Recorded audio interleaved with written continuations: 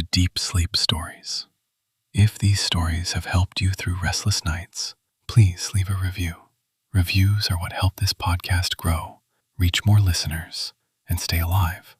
Without them, even something meaningful can slowly disappear. So if this show has brought you comfort, that small act truly helps keep it going. Now, settle in, and let's begin.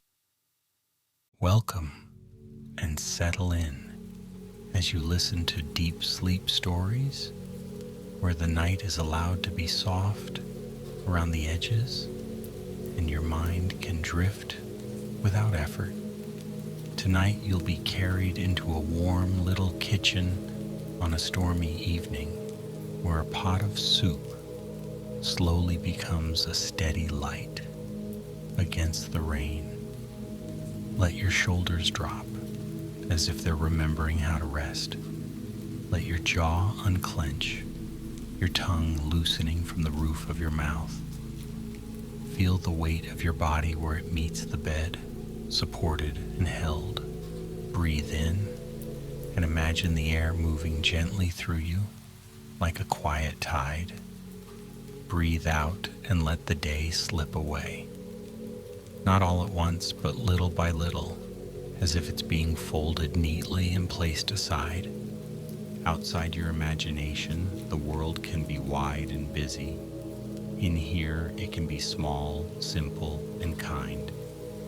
Picture a dark sky rubbed soft with clouds. Picture lamplight in a window. Picture the sound of rain arriving, tapping lightly at first, then settling into a steady hush. With each breath, you can step closer to that window, closer to that warmth. You don't have to do anything or solve anything or hold anything up. You only have to listen and let the story carry you. And as you listen, the storm begins.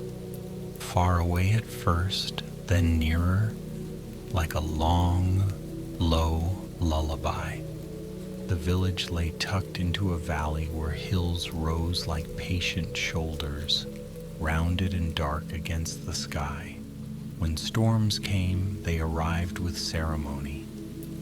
Clouds gathered in layered grays, the wind combed through the trees, and the rain swept down the sloping lanes and over the old stones, making everything shine. On this particular evening, the storm did not feel sharp or angry. It felt like the world taking a deep breath and letting it out slowly. The rain fell with a steady rhythm like fingers drumming softly on a table. The air smelled of wet earth and pine, and somewhere beyond the last cottage, the river ran fuller and faster, singing to itself in the dark. In a small house near the edge of the village, a woman named Mara moved through her kitchen as if she had lived there for a long time, even though the truth was that she still sometimes listened for unfamiliar creaks and new sighs in the walls.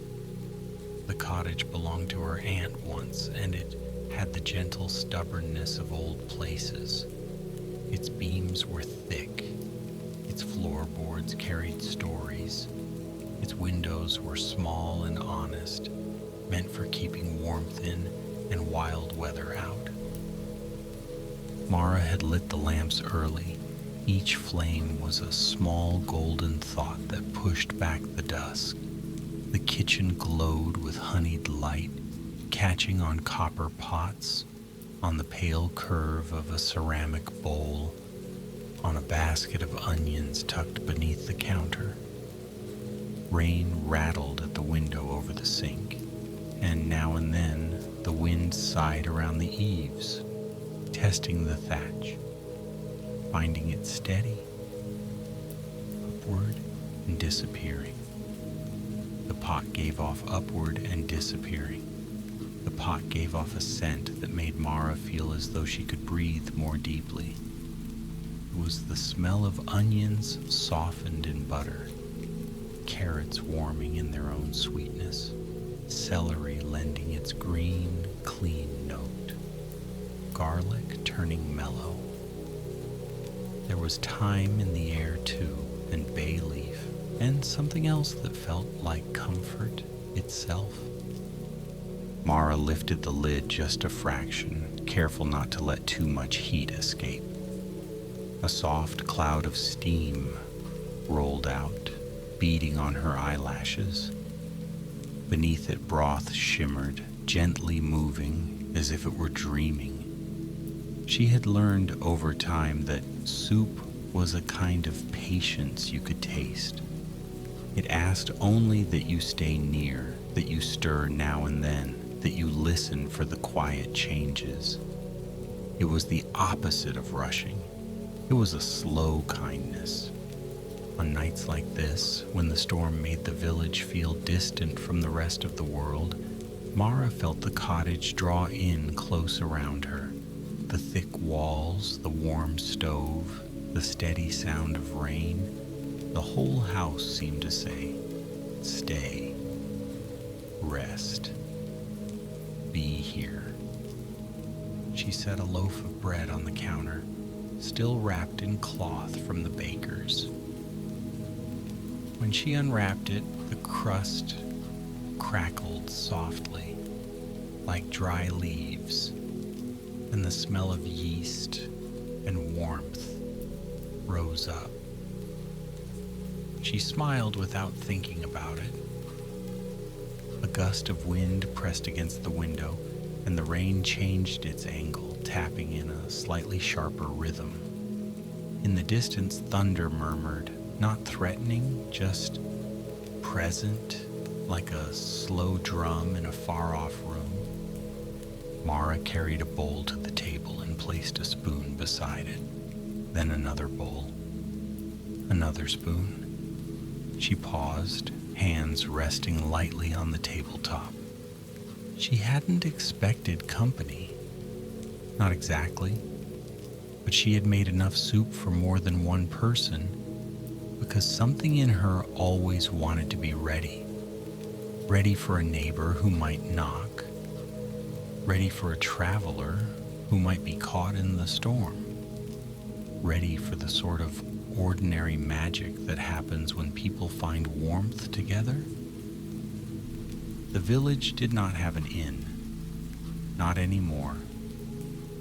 Long ago there had been one, and old folks still talked about it with a fondness that made Mara curious, as if the building had been a hearth for the whole valley.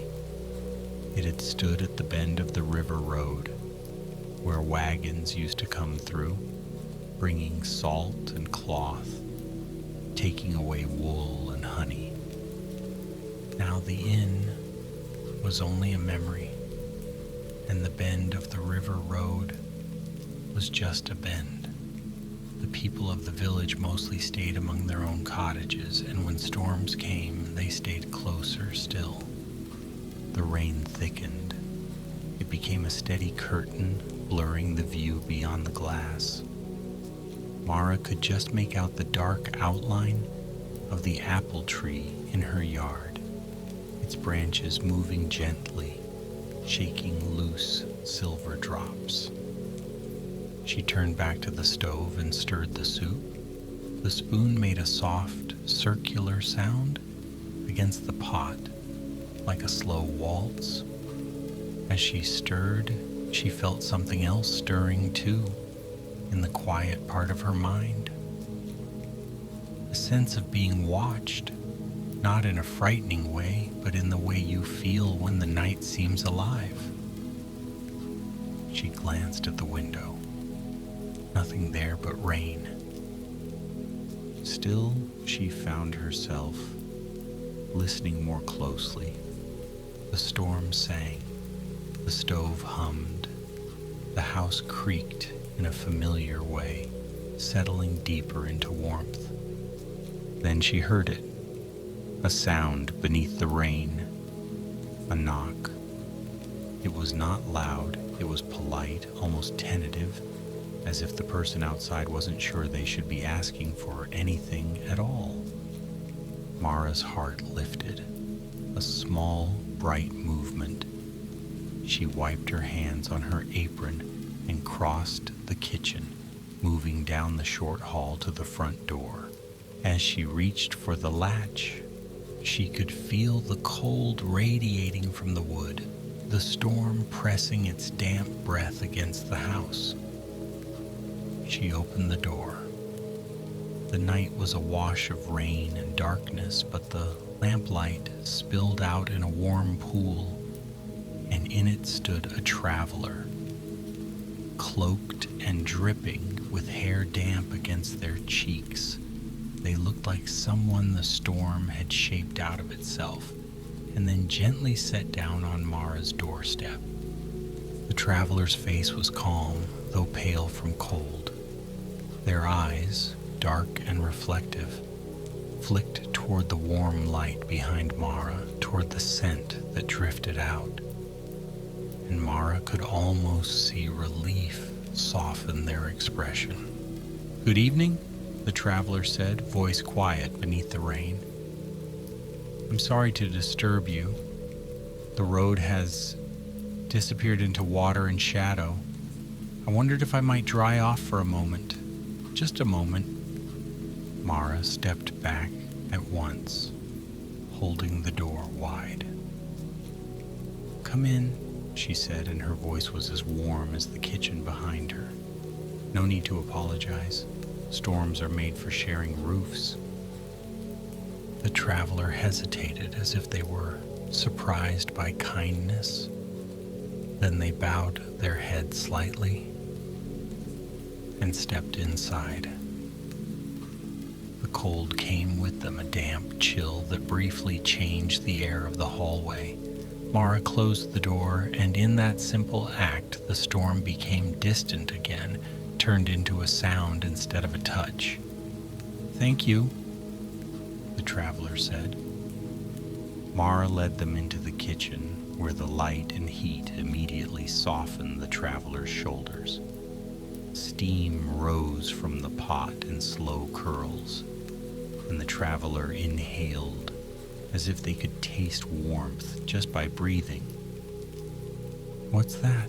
they asked, voice a little more present now. "Soup," Mara replied. "Just soup, but it's the kind that makes storms behave." The traveler smiled, a small expression that looked as if it didn't get much use. Mara gestured to a chair near the stove. "Sit.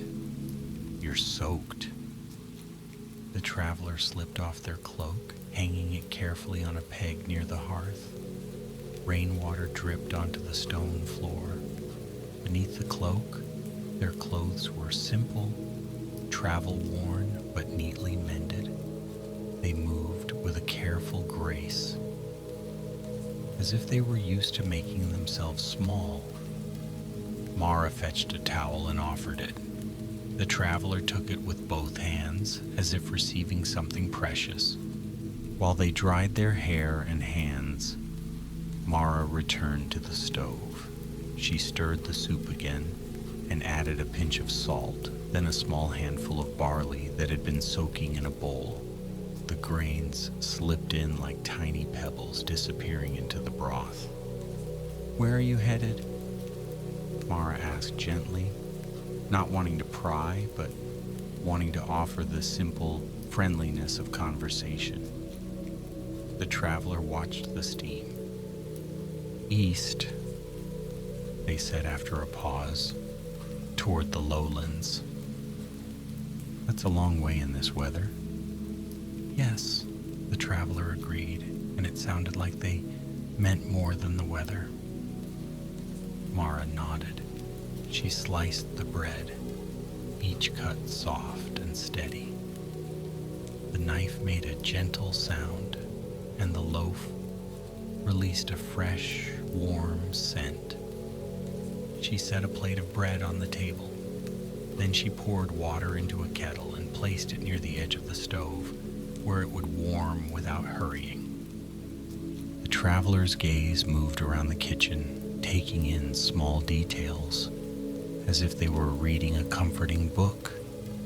The dried herbs hanging from the rafters, the tiny jars of spices, the well-worn cutting board, a small bowl of apples on the shelf, a candle in a green glass holder, its flame steady.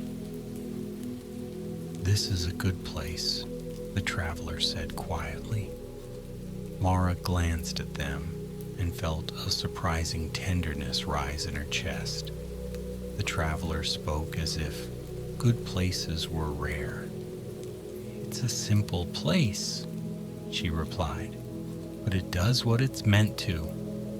Outside, thunder rolled again, slow and distant. The rain kept up its steady whisper, tapping on the roof and window. Mara ladled soup into the bowls. The broth was golden, dotted with soft vegetables and barley, the surface shimmering gently in the lamplight. She carried a bowl to the table and set it in front of the traveler, then placed the other bowl across from it. The traveler stared for a moment, as if they weren't sure it was real. "Eat," Mara said, voice kind. "It's hot." The traveler lifted the spoon and blew on the surface, and took a taste. Their eyes closed just for a second, and when they opened them again, there was something like wonder there. "It's very good," they said. Mara sat down across from them, and together they ate, while the storm softened its edges outside. The first spoonful warmed the traveler's hands. The next warmed their chest. The soup moved through them like a steady light. Mara ate too, letting the familiar flavors anchor her. Carrot sweetness, the earthy barley, the comforting depth of broth that had been simmering and simmering, collecting itself into something whole. For a while they didn't speak. They didn't need to. The sound of spoons against ceramic, the hum of the stove, the rain's lullaby, all of it filled the space between them with ease. When the traveler finished half their bowl, they looked up. "You didn't have to do this," they said softly. "You don't know me?" Mara dipped her spoon again, watching the steam curl upward. "I don't have to," she said. "I choose to." The traveler's gaze dropped to their hands, wrapped around the warm bowl. "In the last town," they murmured, "someone told me there are places where storms are welcomed. Places where people keep their doors softer than their fears." Mara smiled, a slow expression. "This valley is like that," she said. "Most of the time." The traveler nodded, as if they were trying the thought on like a cloak. Outside, the wind shifted. It pushed the rain harder against the house for a moment, making the window rattle. Then it eased, as if it had simply needed to be heard. Mara stood and refilled the traveler's bowl, then her own. She brought out a small dish of butter and set it near the bread. The traveler's shoulders were lower now, less tense, as though warmth had gently untied the knots that travel had pulled tight. After another stretch of quiet, the traveler spoke again. "I'm called Rowan," they said, voice steady now that heat had found them. "If you'd like to know." Mara nodded. Mara. Rowan's name seemed to settle into the room like a new, soft sound. Mara found she liked it. It felt like trees and open skies, like a path that knew where it was going. As they ate, Rowan's gaze drifted again, drawn to a small shelf near the hearth. On it sat a jar filled with dried petals and herbs, and beside it, a small stone bowl with a handful of smooth pebbles. "What are those?" Rowan asked. Mara glanced at the shelf. "The jar is for scent," she said. "Lavender and rose and a bit of mint. When the house feels heavy, I open it. The air remembers to be light." "And the stones?" Mara's eyes softened. "My aunt collected them," she said. "From the river. From the hills. She said each one was a piece of calm that the earth had polished smooth."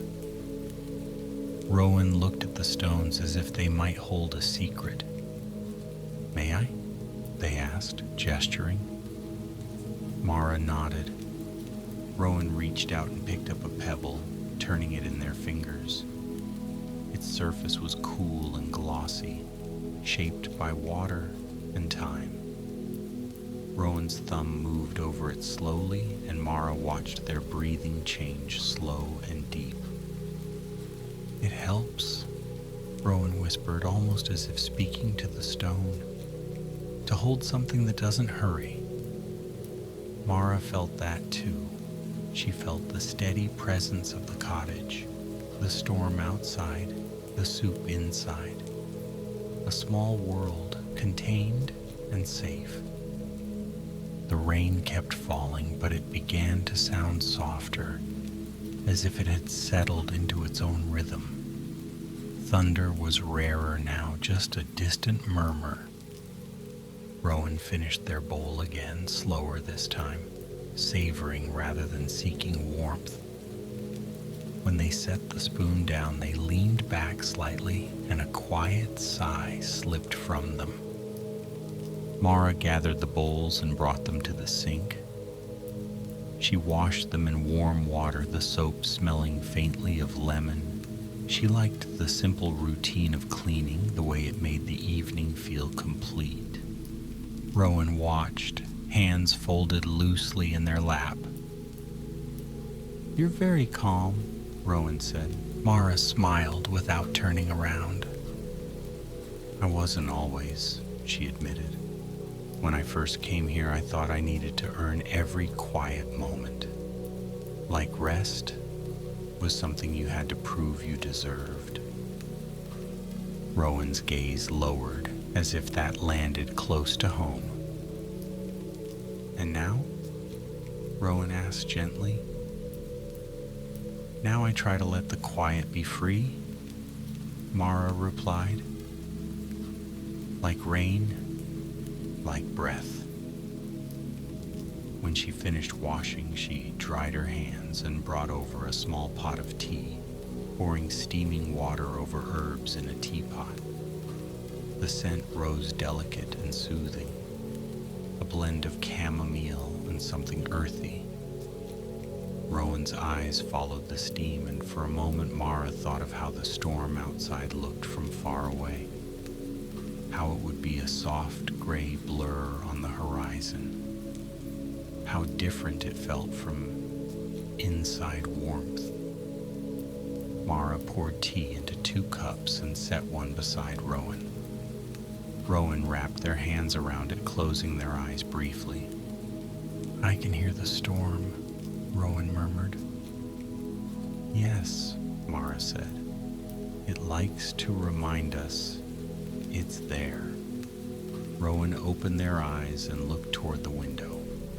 Rain slid down the glass in shining trails. The world beyond was dark, but not empty. It was full of water, full of wind, full of the night, doing what night does. Rowan took a sip of tea. "I've been walking for a long time," they said, voice quiet. "Not just the road, other kinds of distance. Mara did not ask for more. She knew that some stories needed to arrive slowly on their own. She simply sat with her hands around her cup, feeling the warmth seep into her palms. The kitchen felt like the center of everything. The storm could circle it as it pleased, but it could not enter. Rowan's gaze returned to Mara. "May I tell you something strange?" they asked. Mara's curiosity rose, gentle and soft. "Yes," she said, "if you want to." Rowan's fingers traced the rim of the cup. "Sometimes," they said, "when storms come, I feel as if they're speaking, not in words, in a kind of pressure, like the world leaning close." Mara listened, her face calm. "And what do they say?" she asked, not teasing, just curious. Rowan's shoulders lifted in a small shrug. "They say to stop," Rowan replied, "to be still, as if the storm is the sky's way of telling me I've been moving too much." Mara let that settle. She thought of the rain, the way it fell with purpose but without rush, the way it didn't ask permission to be what it was. It simply was. "I think storms are good at that," Mara said. "They make the world slow down, even if only because it's too wet to do much else." Rowan smiled again, this time easier. Mara stood and moved to the hearth where a small fire crackled. She added a piece of wood. Flames licked up, bright and gentle, casting shifting light on the walls.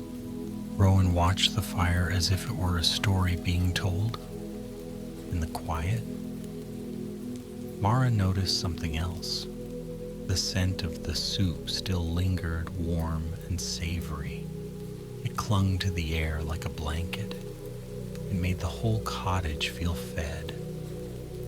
A soft sound came from the front of the house, not a knock this time, more like a hesitant tapping, then a muffled voice. Mara glanced at Rowan. Rowan's eyes widened slightly. A question. Mara set down her cup and walked to the door again, her steps slow. She opened it to find a neighbor, old Della, wrapped in a shawl, her hair damp. Behind her stood a young boy holding a lantern, its flame wavering in the wind. "Evening," Della said, voice slightly breathless from the cold. "I saw your lamp and I thought I'd check. This storm has everyone tucked in, but I heard the rivers loud tonight." Mara smiled, warmth rising in her chest. "Come in," she said.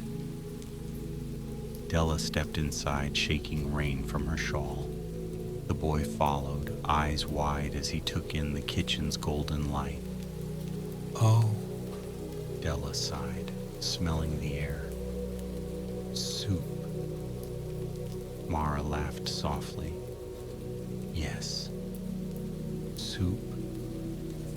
Rowan stood politely, giving space, but Della's gaze landed on them and sharpened, curious and kind.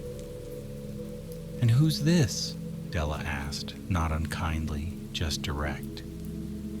"Rowan," Mara said. "They were caught in the storm." Della nodded as if that explained everything. "Well," she said, "storms collect people. That's what they do. They herd us into warmth like sheep." The boy set the lantern down and edged closer to the table, drawn by the bread and the scent. "Hello," Rowan said, voice gentle. The boy nodded shyly, then looked to Mara. "Can we stay a little?" Della asked.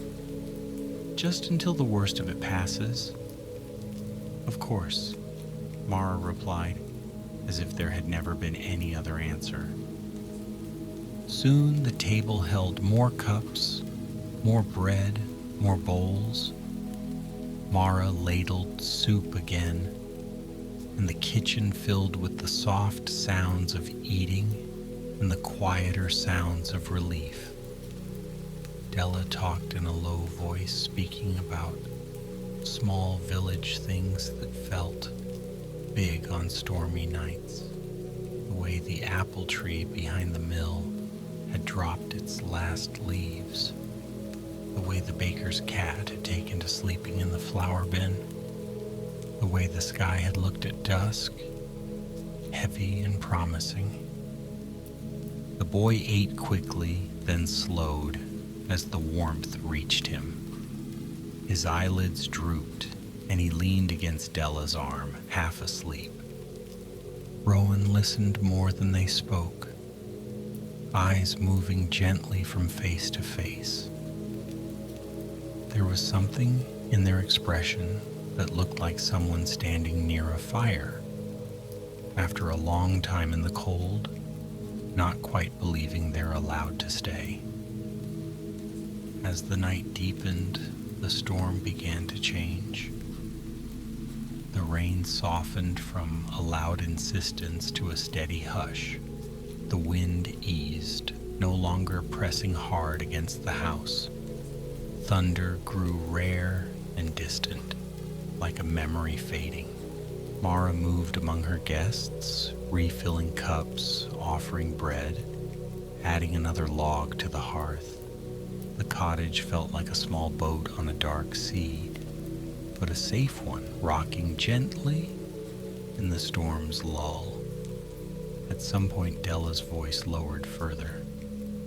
"My mother used to say," she murmured, "that soup is a spell, not the fancy kind, the everyday kind, the kind that keeps you here when your mind wants to run away." Rowan looked at her. "A spell?" Rowan repeated softly. Della nodded, eyes half closed, content. "Yes," she said. "You put water and patience and whatever you've got into a pot, and you let it become something that can hold you up. If that's not a spell, I don't know what is." Mara listened, feeling the truth of it settle in her bones. She glanced toward the pot on the stove, still warm, still offering. The boy had fallen asleep now, his head heavy on Della's shoulder. Della held him without shifting, as if the weight of him was a blessing. Rowan's gaze drifted to the window again. Rain slid down the glass in slow lines. But beyond it, the darkness felt less fierce. The storm was no longer a wall. It was becoming background music. Mara found herself watching Rowan more closely, noticing how their hands had stopped trembling, how their shoulders had softened, how their breathing had slowed. "You can stay," Mara said suddenly, before thinking too much. Her voice was quiet, simple. "Until morning, if you like. The storm will leave the road messy." Rowan's eyes widened, and for a moment they looked like someone standing on the edge of a warm room, unsure if they're truly invited. "I don't want to trouble you," Rowan said. "It isn't trouble," Mara replied. "It's just what people do here." Della hummed softly, half asleep herself. "She's right," Della murmured. "We don't send folks back into storms if we can help it." Rowan's gaze dropped to their hands, and they nodded once, slow. "Thank you," Rowan whispered.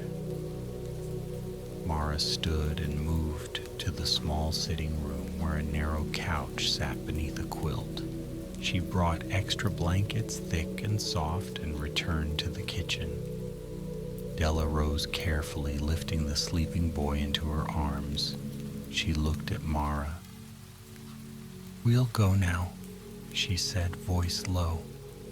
"The rain's gentler, and I think he'll sleep better in his own bed." Mara walked with her to the door, holding it open as Della stepped out. The rain was still falling, but quieter now, like the world whispering instead of speaking aloud. "Good night," Della said. "Good night," Mara replied. The boy did not wake. The lantern's light bobbed away through the dark, growing smaller, then disappearing. Mara closed the door and returned to the kitchen, where only she and Rowan remained. The cottage felt bigger again, but still warm. Rowan stood near the hearth, hands held toward the fire. "I didn't expect to find this," Rowan said softly. Mara tilted her head. "What?" "A place that feels held," Rowan replied. Mara looked around her kitchen, the pot, the cups, the lingering scent of soup, the steady glow of the lamps. "It's not perfect," she said, "but it's steady." Rowan nodded as if steady was the rarest thing. Mara showed Rowan where they could sleep, on the couch with the quilt and blankets. Rowan thanked her again, voice softer each time, as if gratitude itself was becoming sleepier. Mara tidied the kitchen with quiet movements. She covered the soup pot. She stacked the bowls. She wiped the table, the cloth moving in slow circles. Each action felt like smoothing the night. When everything was calm again, she dimmed the lamps, leaving only the hearth's glow and one small candle. Rowan lay down, wrapped in blankets, their face turned toward the firelight. Their eyes were half closed. Mara sat in her chair near the stove, letting herself rest too. She listened to the rain, now a gentle patter. She listened to the fire's soft crackle. She listened to Rowan's breathing, slow and even. The storm outside continued its quiet work, washing the stones, filling the river, cleaning the leaves. Inside, warmth held steady. Mara felt her own eyelids grow heavier. The night seemed to soften around her like cloth. The corners of the room blurred pleasantly. The air was warm, scented with broth and herbs and wood smoke. Rowan's breath deepened, and their bodies seemed to sink into the couch, as if the blankets were gently pulling them toward sleep. Mara let her mind drift too, not chasing thoughts, just letting them float by like leaves on water. The rain grew quieter still. It did not stop, but it eased into a steady whisper, like someone speaking soothing words too soft to understand. The fire settled into glowing embers, giving off a low, steady heat. In the cottage, everything became slower, softer. The kitchen clock ticked, but even that sound seemed gentler now, as if time itself was walking on tiptoe. Mara's breathing matched the rhythm of the night. In, out, in, out. Rowan slept, safe and warm, the storm no longer a threat, but a distant song. And Mara too began to drift, held by the simple comfort of a storm outside and soup inside, by the quiet magic of a door opened by the steady kindness of warmth shared. The valley rested under its blanket of rain. The river hummed. The trees listened. And the cottage, glowing faintly in the dark, held its small circle of peace. Now, as the story slows, you can let your thoughts slow with it. Let your body feel heavy and comfortable. Let your breath be easy. Imagine the last curls of steam from the soup rising and fading into the air. Imagine the last soft crackle of the fire settling into a gentle glow. Imagine the rain becoming a quiet rhythm that rocks you like a lullaby. There is nothing you need to do, nothing you need to hold on to. Just warmth, just softness, just rest. The storm can keep watch outside, washing the world clean. Inside, you are safe. Good night, dear traveler. Sleep well